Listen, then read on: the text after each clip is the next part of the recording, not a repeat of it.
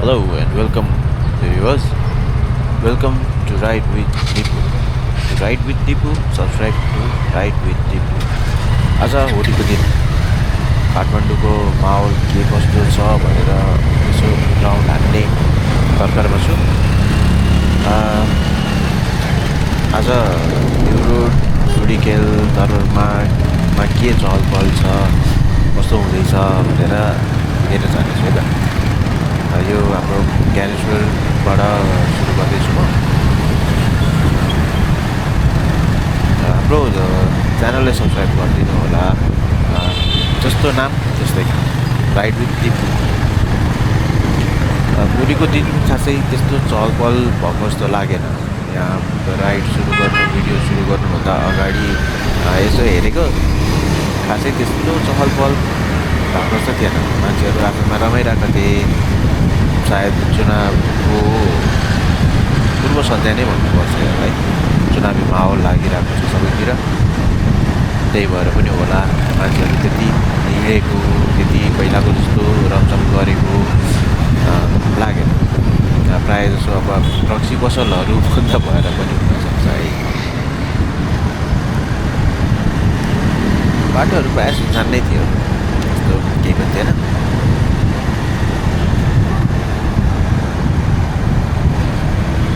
बाटोहरू सुनसान भएको कारणले पनि यसो भ्लग गरौँ न त, यसो हेरौँ के रहेछ काठमाडौँको मुटुमा यो धुडीखेल दरबारमा के रहेछ भनेर यसो मनमा लाग्यो अनि हिँडेँ।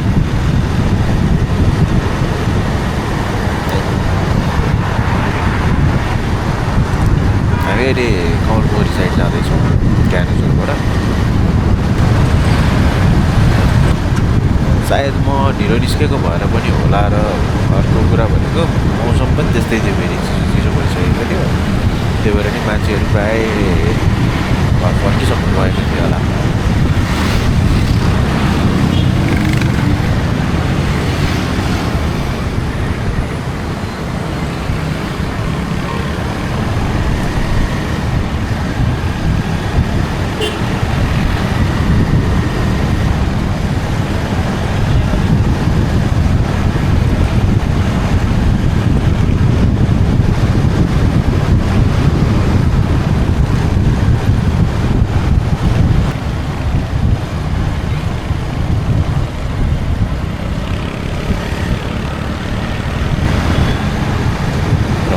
लाग्दैछौँ हामी कमलादीतर्फ। कमलादीबाट उता त्रिचन्द्रपट्टि निस्किँदैछौँ।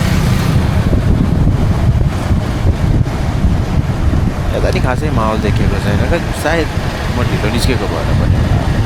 ढिलो निस्केर सधैँ किन सुन्छ भन्ने सोच्नु पनि गलत नै हो।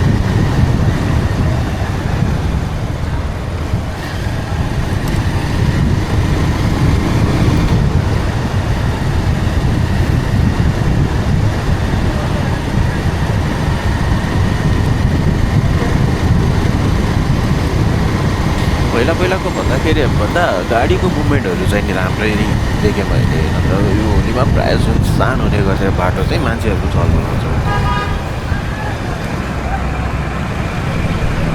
गाडीहरू चाहिँ नि हिँडेको धेरै मात्रामा हिँडेको जस्तो लाग्यो। अब यताउता मान्छेहरू हिँड्नु पनि भयो होला। मान्छेहरू धेरै नै कम देखेँ मैले चाहिँ, किनकि हाम्रो अब कतिपय मानिसहरू हाम्रो दाजुभाइहरू त भोटको लागि पनि भनेर गाउँ फर्किसक्नु भएको छ। र विशेष अब तराईको दाजुभाइहरू दिदीबहिनीहरू पनि बिहान काठमाडौँको होली भ्याएर भोलिपल्ट तराईको होली भ्याउने भनेर निस्किने नि धेरै हुनुहुन्छ।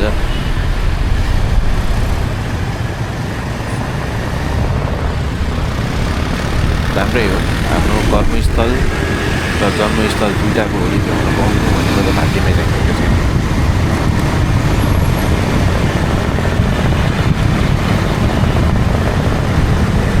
अहिलेको समयमा मान्छेहरू यसरी क्लिन भएर आनन्दसँग हिँड्न पाएको देख्दाखेरि चाहिँ नि मलाई धेरै खुसी लाग्छ। किन पहिला कुनै समय थियो जब मान्छेलाई घरबाट निस्किने वातावरण हुँदैन। होलीको दिनमा निस्कियो कि जबरजस्ती रङ दलिदिने, हिलो पानी छेपिदिने, त्यसो गर्ने। र यतिको लागि चाहिँ नि नेपाल प्रहरीलाई मान्नै पर्छ, उहाँले सुरक्षा मेन्टेन गर्नुभएको। हामी पनि ढुक्कले हिँड्ने भए त भन्छ, तर कुनै समयमा ऊ घरबाट निस्किनु हुन्थेन। अहिले यसरी क्लिन हिँडेको देख्दाखेरि चाहिँ खुसी लाग्छ। त्यो कुडेलको भाव, टुडी खेलमा रमाइलो गर्ने, जम्पट हुने, आफ्नो ग्रुप बनाएर रमाइलो गर्नुहुने धेरैजना हुनुहुन्थ्यो। रमाइलो थियो भन्दा काममा हिँड्ने काममै हिँडिराख्नु भएको छ, रमाइलो गर्ने रमाइलो गरिराख्नु भएको छ। यतिको चाहिँ हुनुपर्छ।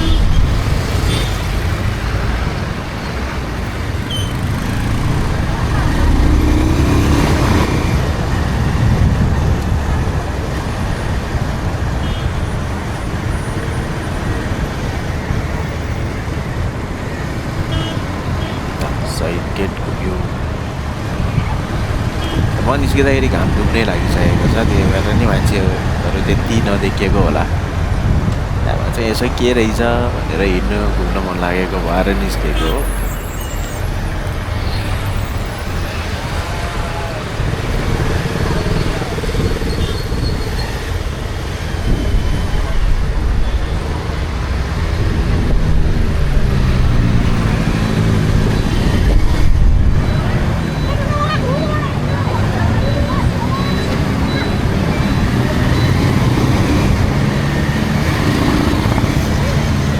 हरा हरा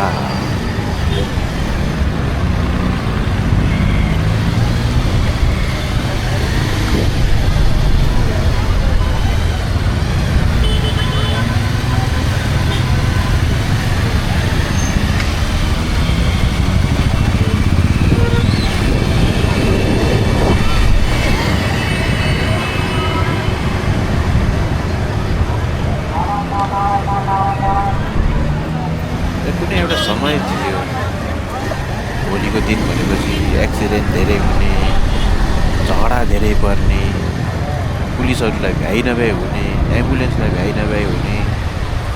तर योपालिको होलीमा चाहिँ नि त्यस्तो खासै त्यस्तो चाहिँ देखिएन।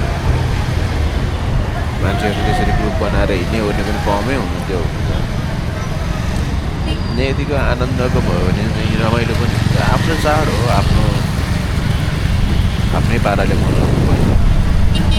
झै झगडा गरेर मनपरी गरेर मात्रै हुन्थ्यो। अहिलेसम्म यति घुम्दाखेरि चाहिँ मलाई चाहिँ रमाइलो लागिरहेको छ। आफ्नै तालमा चाहिँ सबैजना नै उसमा घुमिरहेको छ।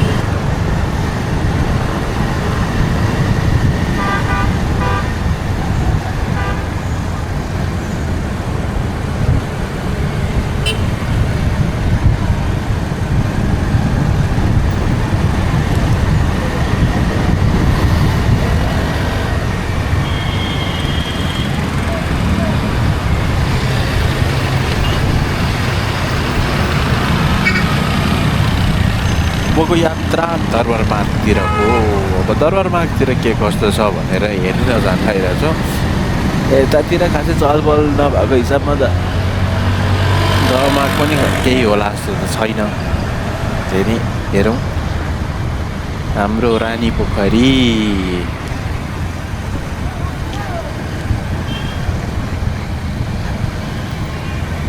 रानी पोखरी होइन, राम्रो गीत बजिरहेछ।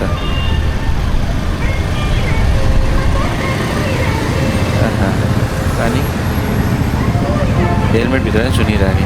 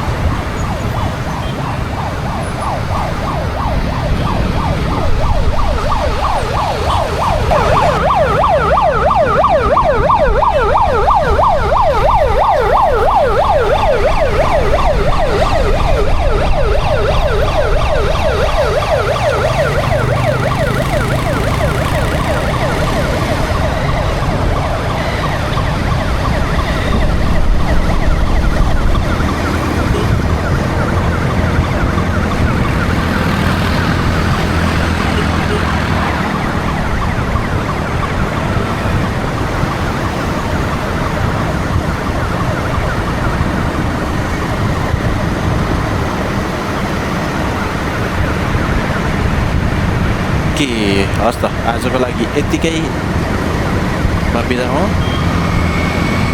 म मेरो आजको ब्लग यतिमै टुङ्ग्याउन चाहन्छु। सब्सक्राइब गरिदिनु होला। यदि सँगै राइड गर्न चाहनुहुन्छ भने subscribe to ride with Dipu. Thank you so much for watching. Thank you.